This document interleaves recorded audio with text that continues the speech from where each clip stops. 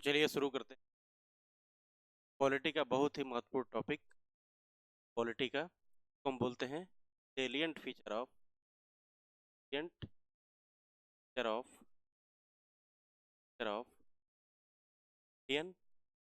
Constitution. Consti का मतलब क्या होता है? भारतीय संविधान। भारतीय संविधान की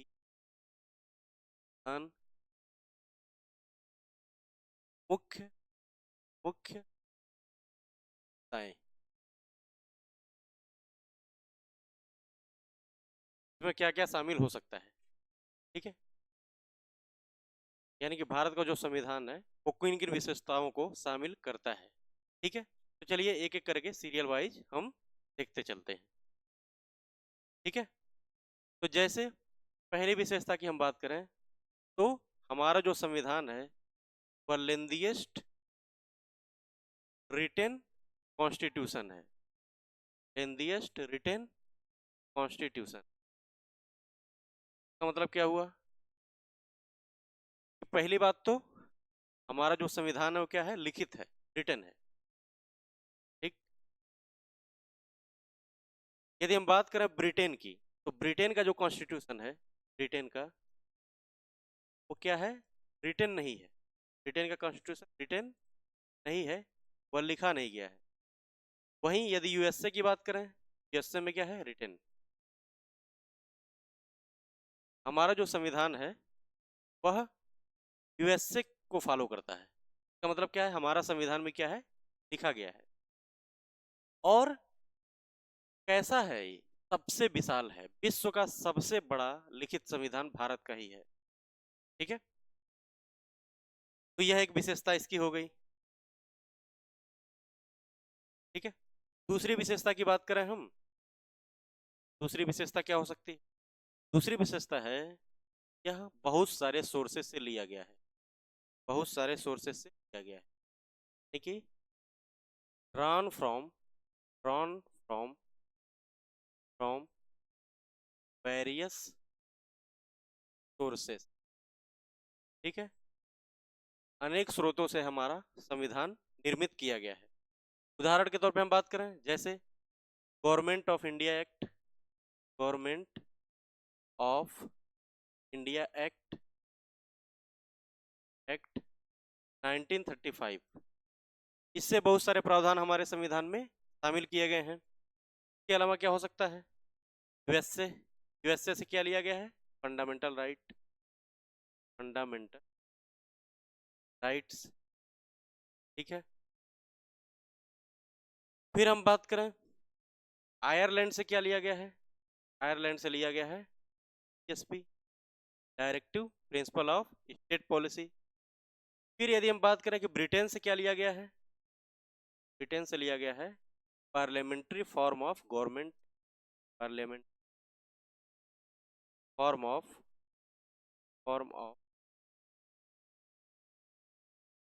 ठीक है, यानी कि हमारा संविधान बहुत सारे सोर्सेस से निर्मित हुआ है। ठीक है, तो यह एक इसकी विशेषता हो सकती है। यदि हम नेक्स्ट विशेषता की बात करें तो यह क्या हो सकती है? हमारा संविधान ब्लेंड है फ्लेक्सिबिलिटी का और रिजिडिटी का एंड रिजिडिटी। ठीक, इसका मीनिंग क्या है? इसका मीनिंग ये है कि हमारा संविधान लचीला भी है और सख्त भी है। लचीला का मतलब क्या है? कि यदि हमको कॉन्स्टिट्यूशन में क्या करना हो, कोई अमेंडमेंट करना हो, कोई संशोधन करना हो, अमेंडमेंट करना यानी कि संशोधन करना हो, तो हम बड़े आसानी के साथ कर सकते हैं, यानी कि सिंपल मेजोरिटी के साथ। सिंपल मेजोरिटी के मेजोरिटी। ठीक, कहने का मतलब संसद में बहुमत के साथ, सिंपल मेजोरिटी के साथ कोई भी संविधान का संशोधन किया जा सकता है। ठीक है, रिजिडिटी का मीनिंग क्या है? कि कुछ प्रावधान ऐसे हैं जिनको संशोधित करना थोड़ा सा कठिन है। ठीक है, क्यों कठिन है देखते हैं, क्योंकि उसके प्रावधान थोड़े से सख्त हैं। जैसे देखिए, खासकर ऐसे मामले में सेंटर एंड स्टेट, ठीक है, दोनों अफेक्टेड हो सकते हैं, दोनों पे प्रभाव यदि पड़े, ऐसे मामले, जिन मामलों में संसद, केंद्र तथा राज्य सरकार दोनों पे यदि प्रभाव पड़ता है, तो उन मामलों को यदि हमको संशोधित करना है, तो उस कंडीशन में क्या करते हैं, हमको एक कठिन प्रक्रिया का पालन करता है। जैसे उसमें 3 बातें ध्यान रखिए। ठीक, पहली बात यह है कि मेजोरिटी ऑफ हाउस, यानी कि लोकसभा, राज्यसभा, इनमें जो भी संख्या है उसका बहुमत। दूसरा, जितने लोग वोट कर रहे हैं और जितने लोग प्रेजेंट हैं, ठीक है, इनका 2/3 उस संशोधन के लिए कि 2/3 संख्या को क्या करना पड़ेगा, सहमत होना पड़ेगा। ठीक है, यदि हम तीसरा बात करें तो कम से कम आधे राज्य जो हैं उनको रेटिफाई करना पड़ेगा। इस कहने का मतलब यह है, बहुत सारे प्रावधान ऐसे हैं जिनको लोकसभा और राज्यसभा, यानी कि जो संसद है, वो साधारण बहुमत से उसको पास कर सकती है। तो यह क्या है, फ्लेक्सिबल है।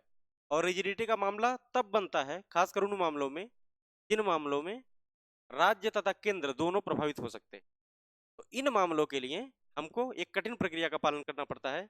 इसमें क्या होगा, संसद की जो कुल संख्या है उसका बहुमत, जितने लोग वहां पे उपस्थित हैं और वोटिंग कर रहे हैं उनका 2/3, और साथ ही साथ कम से कम आधे राज्य जो हैं इस संशोधन के प्रति सहमत होने चाहिए। ठीक है, तो इसीलिए बोला गया है इन दोनों का क्या है, मिश्रण है। यदि हम नेक्स्ट विशेषता की बात करें तो क्या हो सकता है, क्या हो सकता है कि हमारे यहाँ parliamentary parliamentary form of government है, पार्लियामेंट्री फॉर्म ऑफ गवर्नमेंट। ठीक है, यानी कि कैसी सरकार है, संसदीय सरकार है। जैसा कि अभी हमने पढ़ा था कि संसदीय सरकार का जो प्रावधान है कहां से लिया गया है, ब्रिटेन से। और इसका मीनिंग क्या है, इसका मीनिंग ये है कि जितने मिनिस्टर्स होते हैं, मिनिस्टर्स, ठीक है, वो क्या होते हैं, मेंबर होते हैं, मेंबर होते हैं किसके, पार्लियामेंट या फिर लेजिस्लेचर के। पार्लियामेंट का मतलब क्या होता है, वह संस्था जो कि कानून बनाती है, यानी कि लेजिस्लेचर, यहाँ हम इसको लिख सकते हैं पार्लियामेंट। ठीक, तो जितने मिनिस्टर होंगे वो किसके सदस्य होंगे, पार्लियामेंट के सदस्य होंगे, संसद के सदस्य होंगे। इसके अलावा क्या हो सकता है, एग्जीक्यूटिव, यानी कि वही जो मिनिस्टर हैं, executive are executives are collectively collectively responsible to lower house, lower house. ठीक है, इसका मतलब क्या हुआ कि जो विधायिका है, सॉरी जो कार्यपालिका है, यानी कि जो मिनिस्टर्स वगैरह हैं जो काम कर रहे हैं, कानूनों को लागू कर रहे हैं, वह क्या होते हैं, सामूहिक रूप से विधायिका के प्रति, और खासकर जो निम्न सदन है, जैसा कि हमारे संसद में लोकसभा है, उसके प्रति क्या होते हैं, उत्तरदायी होते हैं। यानी कि लोकसभा से प्रश्न पूछ सकती है, और प्रश्न का यदि सही जवाब नहीं दे पा रहे हैं, ठीक है, तो उस कंडीशन में उनको परेशानी का सामना भी करना पड़ सकता है। ठीक है, यदि हम लोअर हाउस यानी कि लोकसभा, यदि हम नेक्स्ट विशेषता की बात करें तो हमारे यहाँ सिंथेसिस हुई है इसका, parliamentary parliamentary sovereignty sovereignty and judicial judicial supremacy. ठीक, का मतलब क्या है, यदि हम ब्रिटेन की बात करें, ब्रिटेन की, तो ब्रिटेन में जो पार्लियामेंट है क्या है, सर्वे सर्वा है, यानी कि वह कोई भी कानून बना सकती है और कोर्ट उसको रोक नहीं सकती। ठीक, यदि हम यूएसए की बात करें, यानी कि पार्लियामेंट क्या है, पावरफुल है ब्रिटेन में, यदि यूएसए की बात करें तो यूएसए में क्या है, जो जुडिशियरी है, जो न्यायपालिका है, वह क्या करे, वह है पावरफुल। ठीक है, और न्यायपालिका क्या कर सकती है, न्यायपालिका किसी भी कानून का जुडिशियल रिव्यू कर सकती है, किसी भी कानून को वैध ठहरा सकती है, अवैध ठहरा सकती है। ठीक है, जबकि हम इंडिया की बात करें, इंडिया में क्या किया गया है, इन दोनों को मिला दिया गया। ठीक है, और इंडिया में सबसे ज्यादा पावरफुल कौन है, कॉन्स्टिट्यूशन। इंडिया में सबसे ज्यादा पावरफुल है कॉन्स्टिट्यूशन, यानी कि विधायिका जो कानून बना रही है वो संविधान के नियमों के अंतर्गत होने चाहिए, साथ ही साथ कोर्ट जो आदेश पास कर रही है वो भी संविधान के नियमों से मैच करना चाहिए। ठीक है, तो इसीलिए क्या है, दोनों का सिंथेसिस कर दिया गया है। ठीक है, यदि हम नेक्स्ट विशेषता की बात करें, नेक्स्ट विशेषता क्या हो सकती है, नेक्स्ट विशेषता, यह विशेषता हो सकती है कि हमारे यहाँ independent, dependent and integrated, and integrated grated क्या है, जुडिशियरी है, न्यायपालिका है। इसका मतलब क्या हुआ, हमारी जो न्यायपालिका है वो क्या है, पूरी तरह से स्वतंत्र है, यानी कि ना तो उस पर विधायिका का कोई पावर है, ना तो उसको विधायिका कंट्रोल कर सकती है, और ना ही कार्यपालिका कंट्रोल कर सकती है, ना ही मिनिस्टर कंट्रोल कर सकते हैं, ना ही संसद कंट्रोल कर सकते हैं। ठीक है, यह पूरी तरह से क्या है, स्वतंत्र है। इसके अलावा क्या है, इंटीग्रेटेड है, यानी कि जो न्यायपालिका है वो एक दूसरे से जुड़ी हुई है। ठीक है, जिसमें सेंटर के स्तर पे हम बात करें तो सेंटर के स्तर पर सर्वश्रेष्ठ क्या है न्यायपालिका में, एससी यानी कि सुप्रीम कोर्ट, सुप्रीम कोर्ट। ठीक, यदि हम स्टेट के स्तर पे बात करें, स्टेट के स्तर पर क्या है, हाई कोर्ट है, हाई कोर्ट, हाई कोर्ट।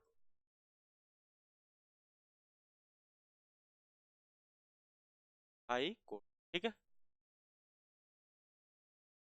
यदि हम डिस्ट्रिक्ट स्तर पे बात करें, डिस्ट्रिक्ट के स्तर पर, तो डिस्ट्रिक्ट के स्तर पर क्या है, डिस्ट्रिक्ट के स्तर पर है डिस्ट्रिक्ट कोर्ट, या उसी को बोल सकते हैं लोअर कोर्ट।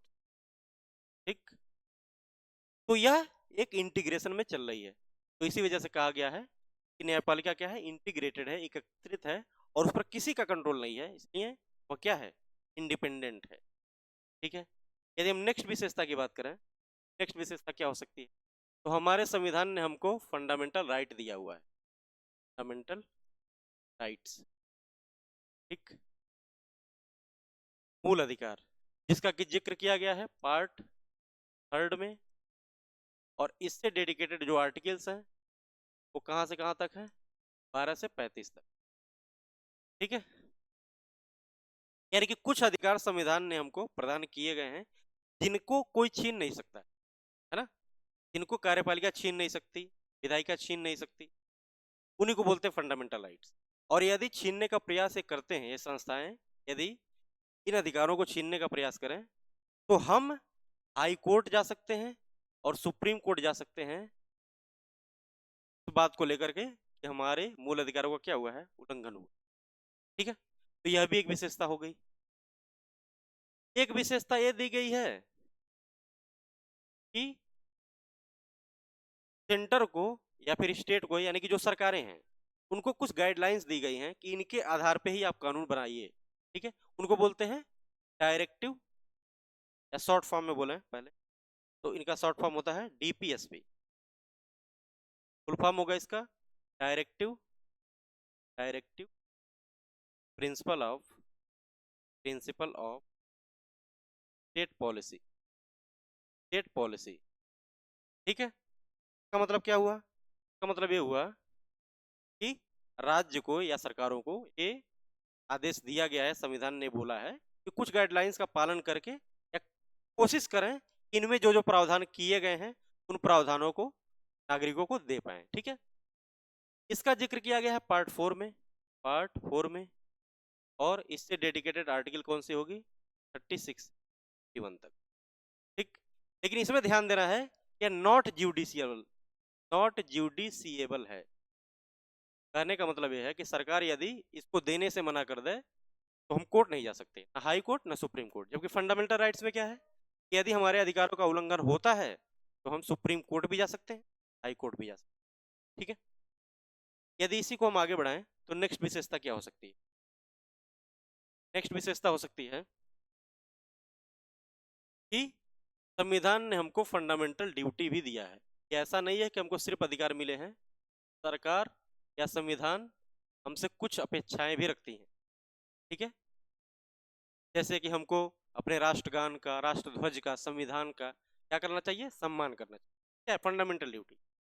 इसका जिक्र किया गया है पार्ट 4A में, और इससे डेडिकेटेड जो आर्टिकल है वो एक ही है 51A, और उसमें टोटल 11 है। फंडामेंटल ड्यूटी की बात की गई है। शुरुआत में 10 थी, बाद में एक और जोड़ दी। ठीक है, ये कब शुरू किया गया? तो ये ध्यान देना है कि मूल संविधान में फंडामेंटल ड्यूटी नहीं था। ठीक है, ये कब आया? 42nd constitutional constitutional